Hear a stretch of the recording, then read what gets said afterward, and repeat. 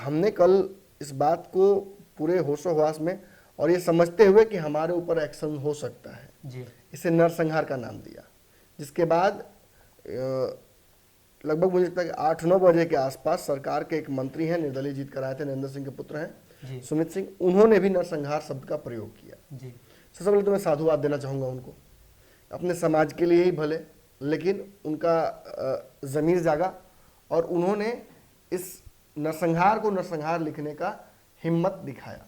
नीतीश कुमार और नीतीश कुमार की पुलिस की शराब के प्रति जो दीवानगी है जी। इसकी भेंट चढ़ा है। ये परिवार में एकमात्र लाइसेंस का हथियार था, वो भी जब्त करा लिया गया था। जी तो आप समझ रहे हैं ये सारी चीजें किस तरफ इशारा कर रही हैं कि एकदम सुनियोजित साजिश था, एकदम उस तरीके से ही गया गया कि वहां पहुंचा गया और उस परिवार को टारगेट किया गया।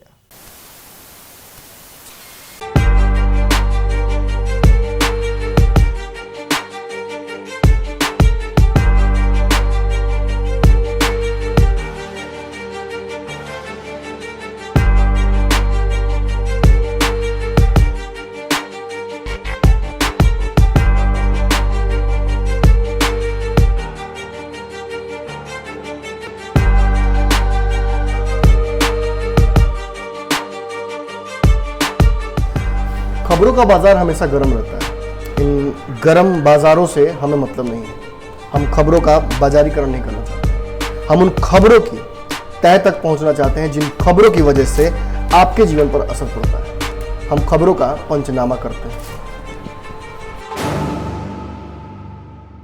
नमस्कार, भारत लाइव के इस खास शो पंचनामा में आपका स्वागत है, जहां हम करते हैं खबरों की चीरफाड़। एक ही खबर को अलग अलग एंगल से समझने का प्रयास करते हैं। आज खबर बड़ी है। मधुबनी में जो घटना हुई वो 90 के दशक की कहीं न कहीं याद दिलाती है। बिहार में 90 के दशक में जो नरसंहार चल रहा था, उस पुरानी यादों को फिर से ताज़ा करने की कोशिश की जा रही है।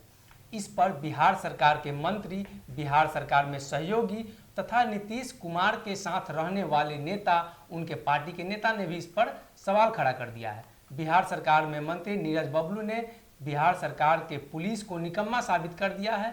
वहीं संजय जायसवाल हो, सुशील मोदी हो तथा सुमित सिंह हो, जेडीयू प्रवक्ता संजय सिंह हो, सभी ने एक ही सुर में नीतीश कुमार के सरकार पर सवाल खड़ा किया है। कहीं न कहीं नीतीश कुमार के पुलिस को निकम्मा साबित करने की कोशिश की गई है, और कोशिश हो भी क्यों ना, नीतीश कुमार के पुलिस की जिस तरह से रवैया रही है, शराब के पीछे नीतीश के पुलिस और नीतीश कुमार की दीवानगी का यह कहीं न कहीं एक रिएक्शन देखने को मिल सकता है।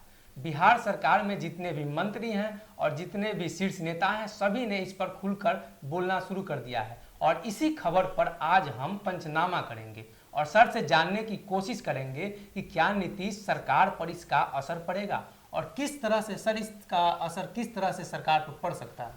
तो ये सबसे बड़ी बात यह है कि इस घटना को जब हमने कंसेंट में लाया जी, तब तक बिहार के बड़े बड़े जो चैनल्स हैं, जो माउथ पीसेस है, जो सरकार के साथ खड़े रहते हैं जी, उन्होंने इसे दबाने की कोशिश की, एक ऐसी घटना बनाने की कोशिश की जो बहुत बड़ी घटना नहीं है। लेकिन हमने कल इस बात को पूरे होशो हवास में और ये समझते हुए कि हमारे ऊपर एक्शन हो सकता है जी, इसे नरसंहार का नाम दिया, जिसके बाद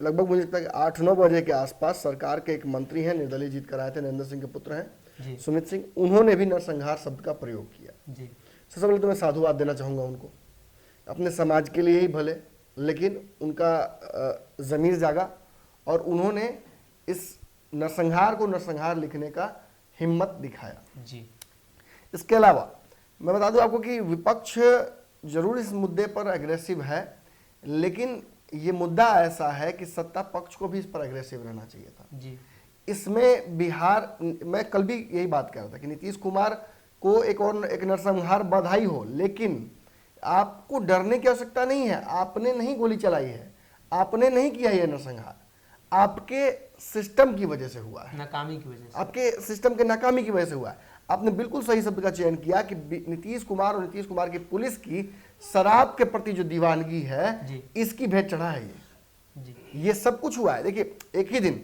एक तरफ शराबबंदी की वजह से, नकली शराब पीने की वजह से 20 लोग मर गए, और एक ही परिवार के लोग, क्योंकि पुलिस की व्यस्तता इतनी है कि 4 किलोमीटर आने में 4 घंटे लगा देती है। सर कहा यह जा रहा है कि शराबबंदी को लेकर नीतीश कुमार जो होली में शराब की खेप आने वाली थी उनको कहीं से इनपुट था, जिसको लेकर पूरा बिहार पुलिस अलर्ट थी। तो कहीं ना कहीं बिहार पुलिस शराब पर ध्यान केंद्रित की हुई थी और ये घटना हो गई। बिल्कुल। देखिए, उस थाने की बात तो नहीं करूंगा, बेनीपट्टी थाने की तो मिलीभगत डेफिनेटली इसमें है जी। बेनीपट्टी थाने के जो दरोगा हैं, जो वहाँ के थानाध्यक्ष हैं, इन सब की जांच तो बिल्कुल ही होनी चाहिए।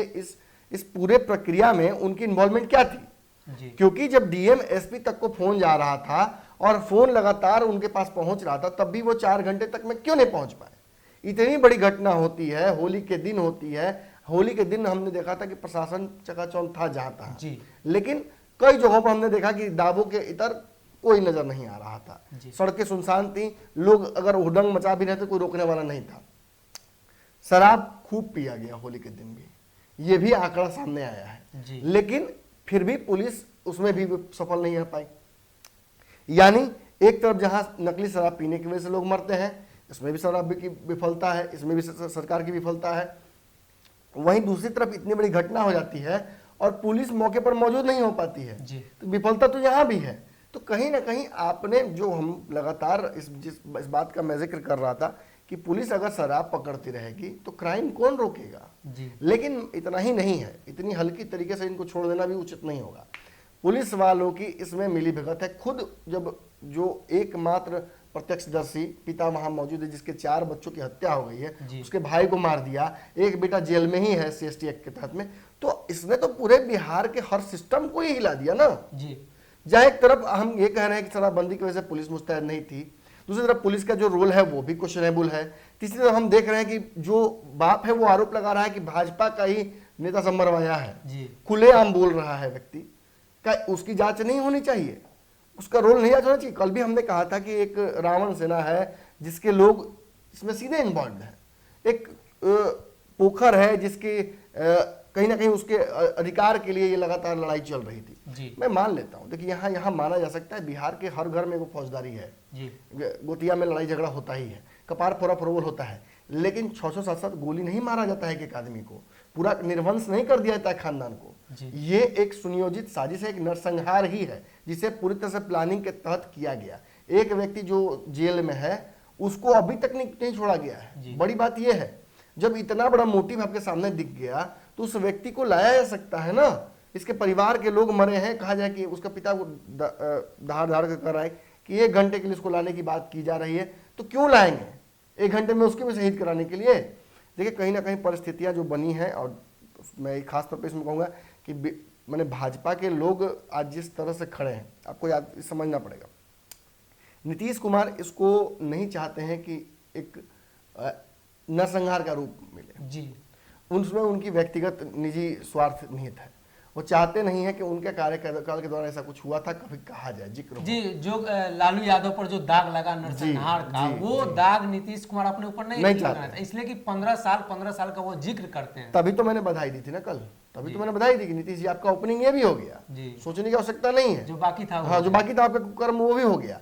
क्योंकि देखिए ऑब्वियसली नीतीश कुमार अब उतने पॉपुलर नहीं रह गए हैं, 25 को विधायक हारा है ऐसे ही नहीं हारा है, भाजपा भी इनको मुख्यमंत्री बनाया है तो ऐसे ही नहीं बनाया है। भाजपा जानती है कि बिहार में ऐसी स्थितियां उत्पन्न होंगी, ये भाजपा के लोग ही ना हैं, खुद तो बाप उसका कह रहा है कि भाजपा के लोग हैं।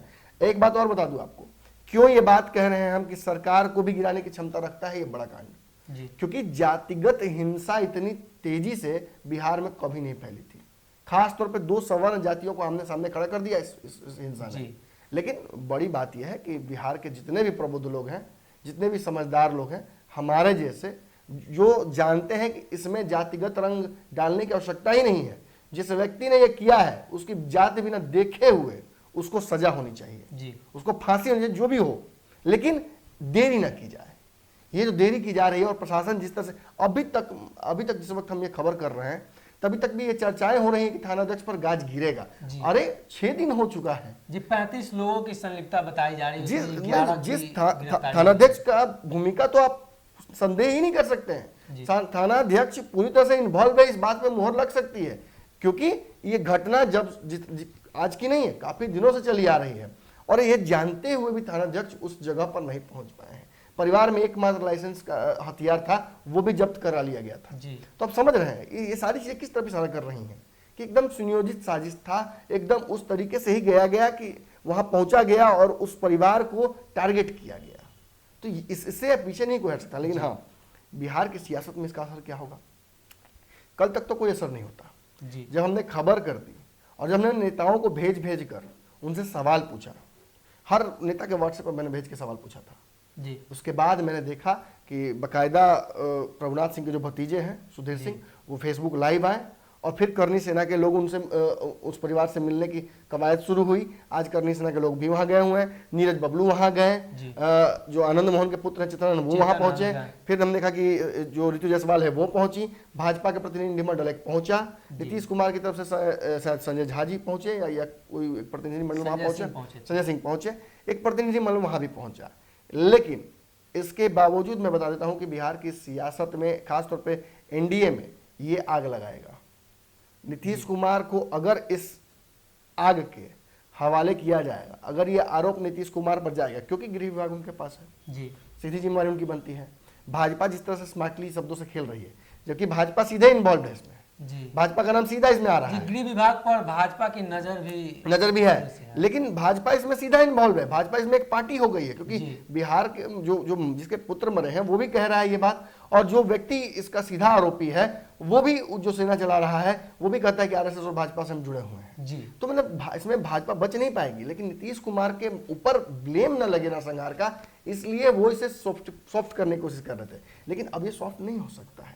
ये घटना इतनी बड़ी हो चुकी है कि राष्ट्रीय और अंतर्राष्ट्रीय मीडिया भी इसकी तरफ नजर बनाए हुए है। और अब जब नीतीश कुमार की तरफ भाजपा धीरे से ठेलना चाहती है इस पूरे जो भी घटना हुई है उसका फल, तो नीतीश कुमार इसको बैठे बैठे नहीं लेंगे। जब संजय जायसवाल ये कहते हैं कि पुलिस की नाकामी है, जी जब सुशील मोदी तक ये बात कह देते हैं, हालांकि वो तो घुमा के खेलते हैं कि वो तो नीतीश कुमार को हमेशा बचाएंगे ही, वो खेलने लगते हैं। उनसे पूछा जा रहा है कि पुलिस की क्या रोल है, सरकार की विफलता है कि वो कहते हैं तेजस्वी यादव समझे, तेजस्वी यादव सरकार में है, तेजस्वी यादव पर वो खेल जाते हैं। लेकिन बिहार के जो खासतौर पे समाज के नेता हैं, राजपूत समाज के, वो अग्रेसिव हो गए हैं और उनके वजह से जो सवर्ण वोटर है, किसका सवर्ण वोटर है, भाजपा का, तो उनको बोलना पड़ रहा है। लेकिन क्योंकि अपना भी इसमें पैर फंसा हुआ है, तो भाजपा नीतीश कुमार पर खेल जा रही है, गृह विभाग पर खेल जा रही है, पुलिस पर खेल जा रही है।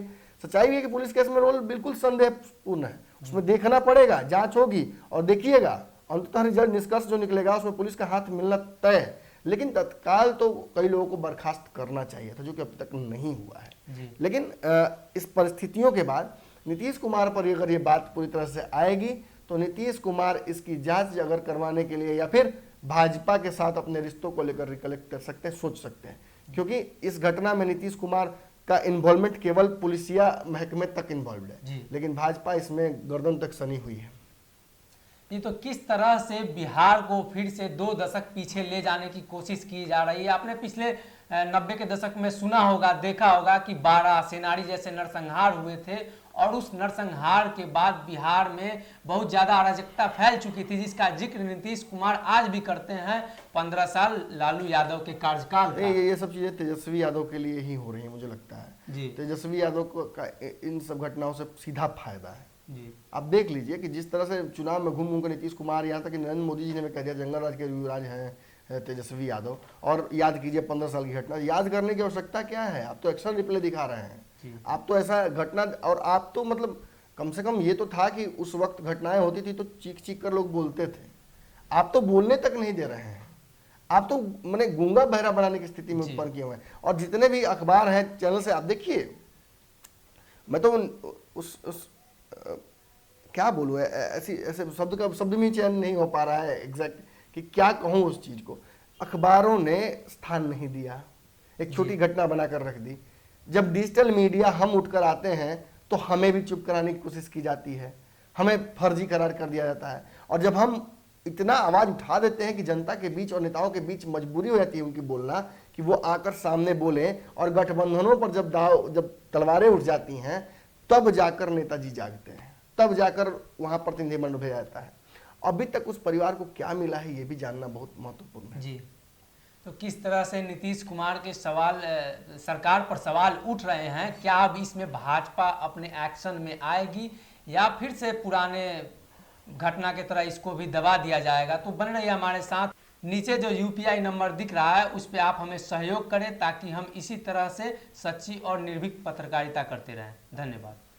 अगर ये वीडियो पसंद आई और वह बिहार के राजनीति और बिहारियत से सरोकार रखेनी तो सब्सक्राइब बटन दबा के चैनल के सब्सक्राइब कर ली।